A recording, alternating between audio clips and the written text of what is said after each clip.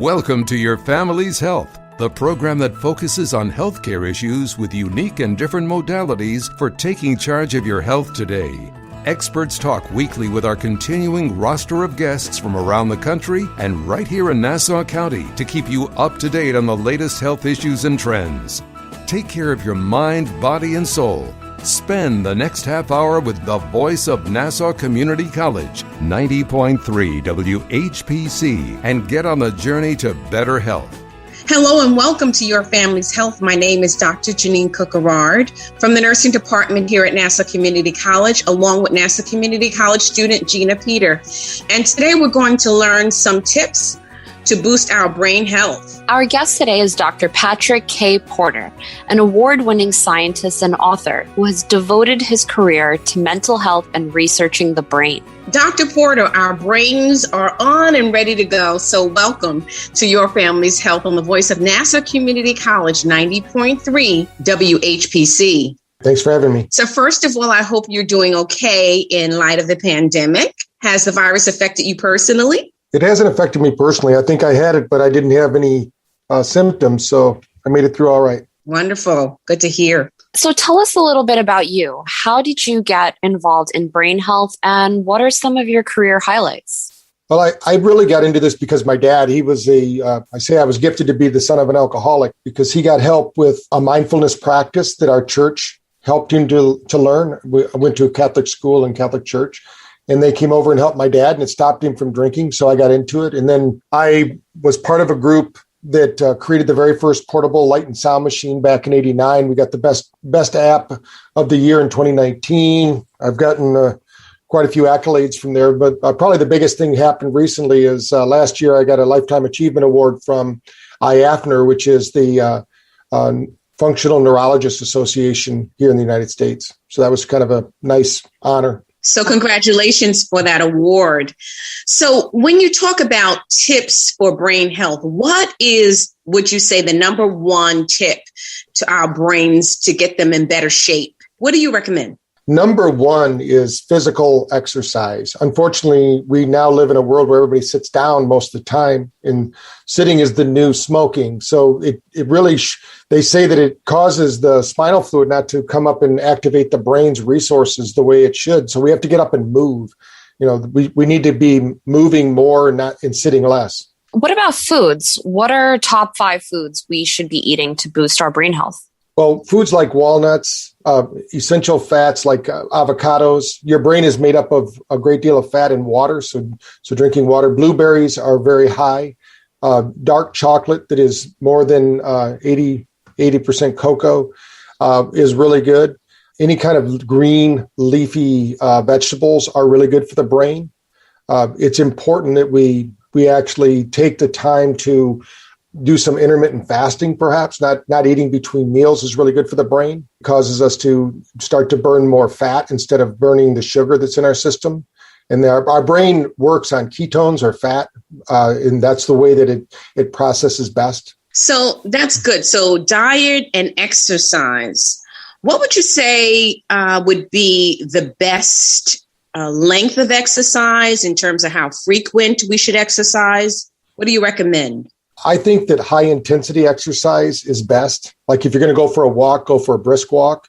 But if you can't do that, any walking is going to be really good. It's really good for the brain and the nervous system. Also, you need to have time to cool down, like doing some kind of mindfulness practice or breathing techniques afterwards, because any movement of the body it's going to stress out the brain a little bit, which is good, like through exercise, like high intensity interval training.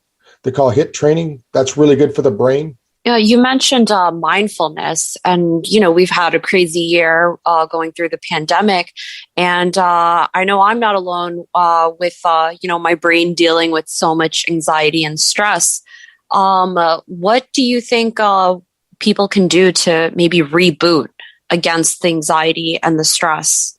Well, of course, that's part of what we do here at BrainTap. We have a technology that does it, but you can look at apps because we live in a world of app and technology, and finding a way to get outside of that. If they're not used to doing an app, right before sleep is one way you can practice to offload the stress. If you've noticed yourself waking up in the morning, clenching your teeth, or you have cramps during the night, that's usually a sign that you're holding on to too much tension and stress. It's not always about not getting enough salt, in your diet. We found that's to be true. So I think breathing exercises is a great way to do the mindfulness practice for those that haven't practiced. There's two simple ones I like to teach people. One is called the 4-8 method, where you breathe into the mental count of 4. This triggers your survivor brain or your fight or flight mechanism. And then when you breathe out, you're actually into the mental count of 8. You're turning on the parasympathetic, or what we call the thriving brain. That's a really simple exercise. And then do a body scan as you're doing that through your body. Don't worry about what you're thinking.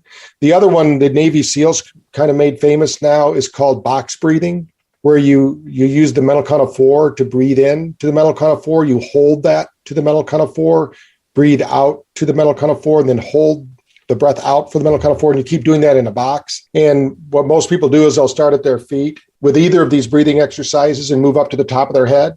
And what you'll find once you do that and keep the breathing going is, while you're doing the breathing and counting, you won't, those extra thoughts or those stressful thoughts won't have time in your brain. You'll be able to really get into that altered state that really helps to liberate that stress from your body. How long would you say you should do the breathing exercises? Well, no minimum amount of time is bad. So anything is good. But I would say at 5 minutes, 5, 10, 15 minutes is probably good. Most people find 5 to 10 minutes is all they can do at first because the body gets anxious.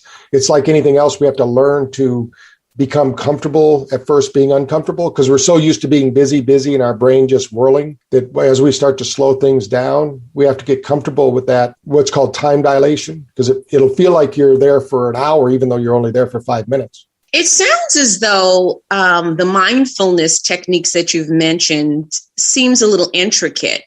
Do I need some sort of guide to guide me through the process of mindfulness, or can I do this on my own with kind of impromptu? Well, you can do it on your own for sure. I mean, we have apps that do that, and there's plenty of apps out there that will generate this result as well. Some people like to be guided, but also one thing you can do is you can go to YouTube and actually start to listen to what they call Baroque or classical music. There's a science that's called the Mozart effect that actually shows if you study or relax using this kind of music from the Baroque time period, your brain synchronizes and it starts to work better. But we also know it offloads stress on the body. So music is a good way to do it if you need some guidance and you can't afford an app or something like that. How important is sleep when it comes to the brain? I know you mentioned the 4-8 breathing technique. I've heard about a breathing technique that would make you go to sleep. Is that a myth? Is there any truth to that? Oh, no, that's very true. In fact, we teach the 4-8 breathing before sleep for a lot of people who have insomnia, and they'll find that they're going to sleep very quickly. No, sleep is imperative for all of your body's functions and your brain. Your brain only detoxes during level 4 sleep. The problem is that 2/3 of the population in the world right now are not getting the acquired amount of sleep. And it's not time in bed. This is a misnomer people have. We need 1 hour of deep, what they call level 4 sleep, so that the leo-glymphomic system, which is the lymphatic system of the brain, can cleanse the brain. Your brain shrinks while you sleep up to an inch and then expands again through hydration. So, and the reason it shrinks is it's getting rid of all the toxins and then it'll re-expand. It's kind of a bizarre function of our brain, but that happens every night. And if we're not getting deep sleep, it doesn't get a chance to do that. So we can get headaches in the morning, or we get foggy brain. A lot of stress is derived from that as well. So how does mindfulness, we mentioned some exercises with mindfulness, how does that connect with spirituality? Well, you can add spirituality to the practice. It's not a requirement to do that. But, what we believe is that, you want to connect to whatever your spiritual intent is. We have sessions actually based on, my background's Christian psychology. So it's based on the Bible. But there are people that you can do it with whatever your practice is. I mean, there are meditations out there. We have some people that have meditations in Hebrew for the Jewish community. We have people who do mindfulness for the Buddhist community. It depends on what your faith is. And you can add that in, because what you're doing is you're really focusing your attention, and hopefully whatever your spiritual practice is, that gives you time to really focus on it. And that focus, what we focus on, we put more energy on, we get more in our life. So if you want more peace of mind and you want to make it spiritual, you can do that too. It's not a requirement to do mindfulness to be spiritual. And how does mindfulness differ from prayer? Well, usually the way I would define it is that prayer, you're petitioning your higher power or whatever your religion is, to help you, to intercede in your life, or to maybe just be grateful that you have this spiritual practice, where mindfulness is more about the physical world. People will just want to get rid of the stress, so they do this mindfulness practice. And being more present is, they call it, presentism is kind of a negative term in the workplace. But when you think about being more present, that's very good, because most people aren't present. In fact, you probably heard the expression, the masses are asleep. Well, we've measured enough brains, like 30,000 brains, and most people are more than 50% in delta, which is deep sleep, while they're awake. So their brain's actually asleep while they're walking around. They're not present. They're daydreaming and not focused. So being mindful, you can be mindful when you're in a relationship, because you're not just self-absorbed. You're actually becoming an added positive benefit to the environment or to the interaction between people. You're listening to Your Family's Health on the voice of Nassau Community College, 90.3 WHPC. My name is Dr. Jeanine Cook-Garard, along with Nassau Community College student Gina Peter. And today we're learning some tips to boost our brain health with our guest, Dr. Patrick K. Porter, an award-winning scientist and author who has devoted his career to mental health and researching the brain. So Gina has a question for you now. I wanted to piggyback off of Dr. Cook's question. How is mindfulness different from meditation? And what is it? And do you recommend it for better brain health? Right. I think that there's a lot of overlap between meditation and mindfulness and even prayer, because the physiological states, I can tell you, are not much different. You know, like if I was to have you hooked up to, let's say, an EEG device, and I was measuring your skin conduction and breathing and heart rate variability, there's virtually no difference on the physiological level, but there is on the psychological level. So the psychological level, again, when you think about prayer or meditation, those usually you're going there with some kind of intent, like a lot of people are seeking ways to become more spiritual, which personally, I think that's impossible. You can't be more than what you are. You're a spiritual being having a physical experience, but people think that they need that. So it basically resonates for them. Mindfulness gives people who maybe had a bad experience with religion or even spirituality, it gives them a way to still tune in to their physiology and get rid of all that extra anxiety and stress, and they'll sleep better, they'll function better, they'll eat better, whatever's going on. It's a way to be more, if you want to call it self-care, and it doesn't have to be spiritual. But when you talk about meditation, a lot of people look at meditation and they're looking for a spiritual intervention when that's happening, or maybe they're doing it so they can maybe get what would be called gifts of the spirit, like clairvoyance or clairsentient and things of that nature. So I understand you have several ways to stay productive. And I know we've been stressed out during this COVID pandemic.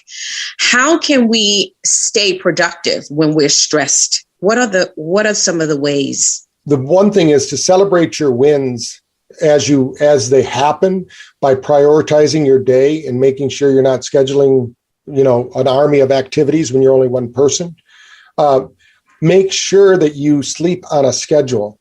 If you're not sleeping on a schedule, your body is very much like, for give you an example, every day at 2:00, your body temperature is going to drop 2 degrees, no matter where you're at around the world. That's because our biological system is tuned to the light of our sun. So if we don't take some time to relax, now what most people do is they go out and have coffee or tea or chocolate. The thing to do at that moment, if you can do it, is to do a mindfulness meditation practice or reboot, what we call a brain tap session, some way to give your brain a chance to take a break. Also, to plan fun activities.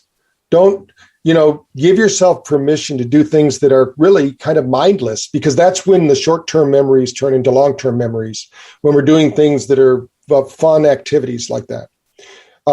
If you have someone you can communicate with, one of the best ways is to talk over your daily goals. And if you have a family, to set up rewards for different things that they do, fun things, not, that you can do to make it more enjoyable.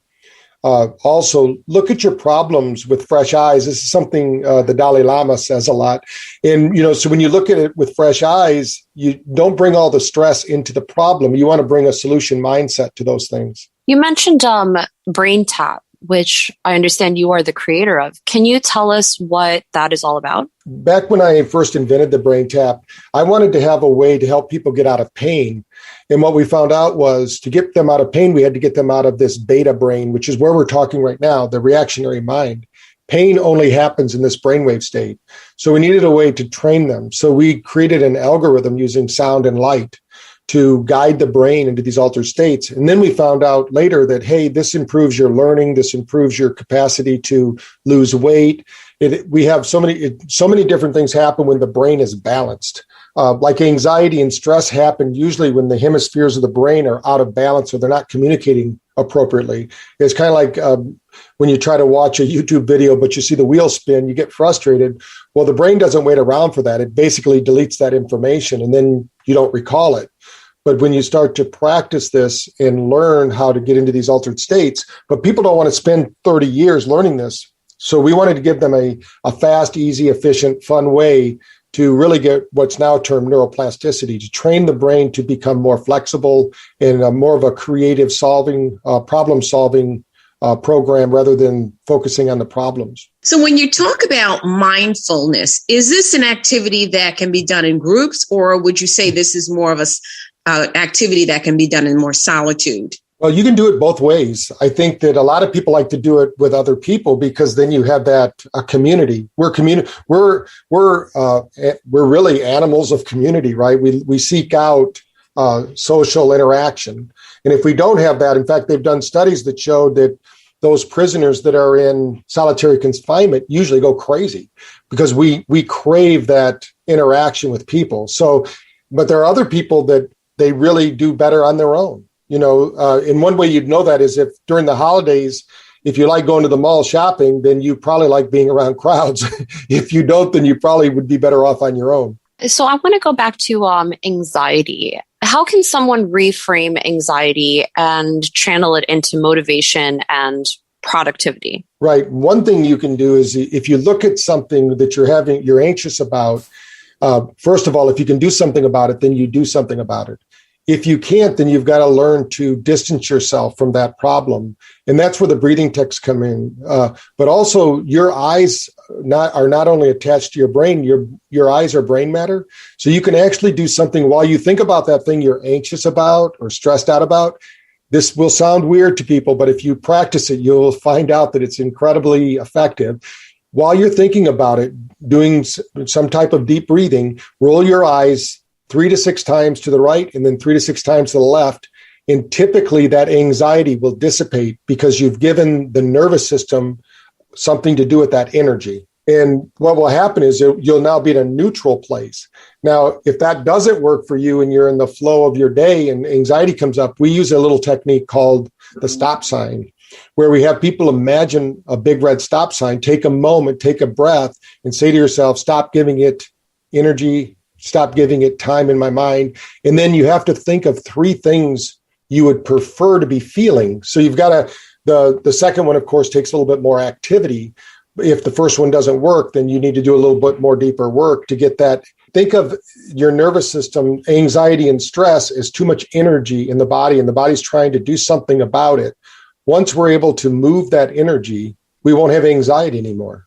But as long as all negative emotional states, there's one thing they all have in common. You have to hold your breath to maintain them. If you think of any time you've been angry, sad, upset, depressed, as soon as you start breathing deeply, you can't feel those negative emotions. It's physiologically impossible unless you're clinically depressed. And then, of course, you should go see your medical practitioner. But if it's just normal, everyday depression or anxiety or these are normal emotions. It's just not normal to stay stuck in them. You're listening to Your Family's Health on the voice of Nassau Community College 90.3 WHPC. My name is Dr. Jeanine Cook-Garard, along with Nassau Community College student Gina Peter. And today we're learning some tips to boost our brain health with our guest, Dr. Patrick K. Porter, an award-winning scientist and author who has devoted his career to mental health and researching the brain. So, Dr. Porter, these mindful exercises, can they be done across the lifespan? Can I have my child start doing this mindfulness exercises, and how young would you suggest? Yeah. I mean, we have, on social media, people send us pictures of their kids. We had one child that was only 2 years old practicing it. So, I mean, if they can follow along, the nice thing is that if you as a parent start doing it with them, you're going to build a nice bond with them to show them that they can have control over their emotional states, and they don't have to let anger, depression, stress control them. These are normal states. And what's happening now, unfortunately, is people have a stigma about them, and they think just because they feel angry every once in a while or they get depressed every once in a while, they think they have a problem. No, these are normal, but we should flow from one to the other. And I think the younger we can teach the kids in schools now, they're teaching it right in the classrooms. I mean, we do a lot of work in India, and there's a school there called the Creative School, and every classroom has a brain tap, but they also learn martial arts, which is a mindfulness practice, Tai Chi, and they also learn meditation. So, I mean, they're learning more and more. The schools are finding out that this is a great way to give some support to the children. And I'm wondering its impact on the older adult in terms of brain health and prevention of Alzheimer's and age-related changes. Yeah, we have some fantastic, our pilot study, actually, Seminole College down in Florida right now has an IRB for us. We're going to be doing a larger study, but our pilot study showed that with women 55, 65 that were onset dementia, that by doing 3 times a day, the brain tap mindfulness practice, they were able to improve their neuroplasticity by 49%, which is unheard of. Wow. And the reorganization skill is 58%, which means they get stressed out. And in the past, they couldn't reorganize, which means they'd stay stressed or mad all day. And we taught them to be 58% better at reorganizing their brain to go from a stress state to a relaxed state. So, Dr. Porter, you've written a few books. Can you tell us about the books that you've written and where people can get their hands on them? Yeah, they can get any of the books on Amazon, of course. They just look me up, Patrick K. Porter, PhD. The first book that I wrote is, if they're into learning, I wrote a book on accelerated learning called Awaken the Genius. That was voted the best self-help book in 1994, so that was a while ago. And then my newest book, there's 9 books, so the newest book is called Thrive in Overdrive, because we live in a world of stress. I mean, think about, we all walk around with our whole life in our pocket. We call it a cell phone, but all this information's there. We can, whenever we want, we can watch a movie, we can get a text message, or we can get good news, or we can get bad news. So we need to learn how to manage this overloaded lifestyle. And that's really what the Thrive book does. And they can go to braintap.pro and they can get that book for only 99 cents. And with it, they can keep the book, but then what they can get, they also get access to the app for free for 15 days with the book purchase, 99 cents. Do you have a website? Yes. Braintap.com is the main website that we have. So what is the one thing you want to leave our audience with when it comes to better brain health? That anybody at any age, we've actually shown a 103-year-old could actually change her brain for the better. You can change your brain and improve its function at any age. You're never too old. You've never had, we've helped people that have had some really traumatic brain injuries that our doctors have really been able to get in there and help them. Your brain is able to change and you're able to cope with it. You're far greater than you've been led to believe. We just need to get it activated. Do you lead groups, and can someone contact you to come in to teach this skill, maybe to a group at a church or at school or any kind of, I know we have nursing students, which would probably be a great population who's stressed out of people who would really need this activity. I agree. Yeah, they can check out drpatrickporter.com. That's my personal website. That talks a little bit about me. But if they contacted us, I do. That's what I do. When there was no COVID, I was speaking out there between 40 and 60 times a year. So that's what I do. Get out there and teach the public about how they can function better in their lives.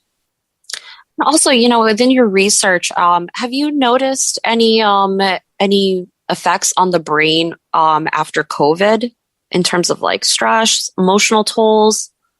We're doing some studies right now on that, but what we know is that stress can shrink your brain 1/4 of an inch every year.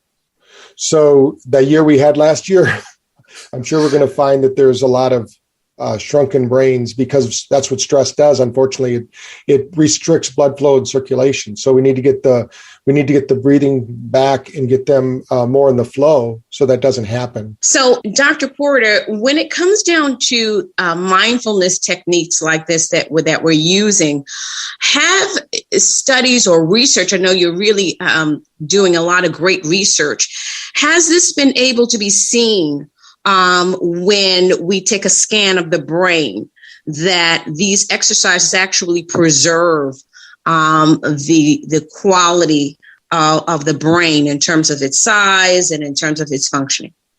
We haven't been able to weigh the brain while it's inside of the head right now, but we have been able to measure function.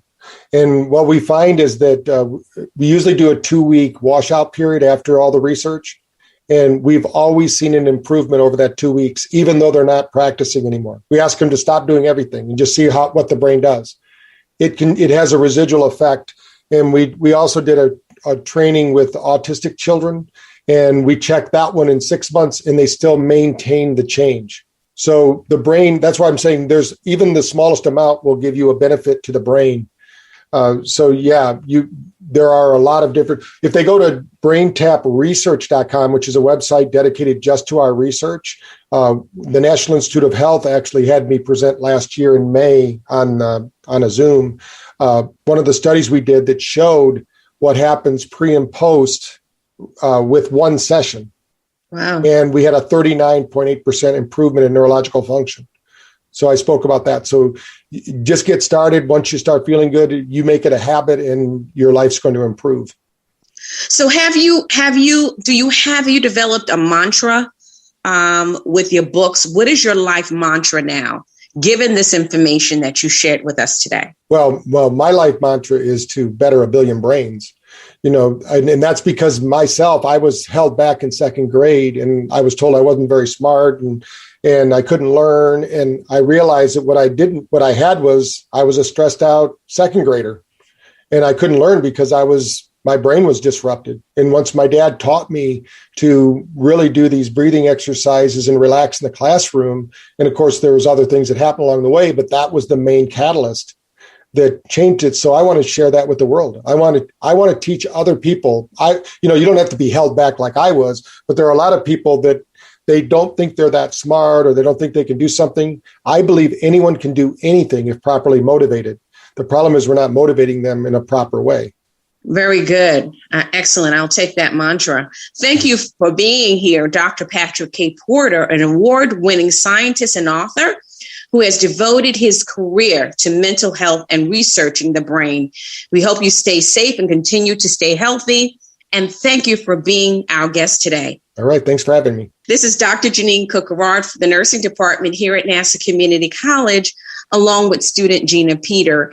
And we want to thank you for listening to this week's edition of Your Family's Health. We'd like to get your feedback on your family's health. Send your comments by emailing them to whpc@ncc.edu. Podcasts of today's show are available on iTunes, Android Podcasts, and Spreaker. This program was produced at the studios of Nassau Community College in cooperation with the nursing department. Join us next week for another edition of Your Family's Health on the voice of Nassau Community College, 90.3 WHPC.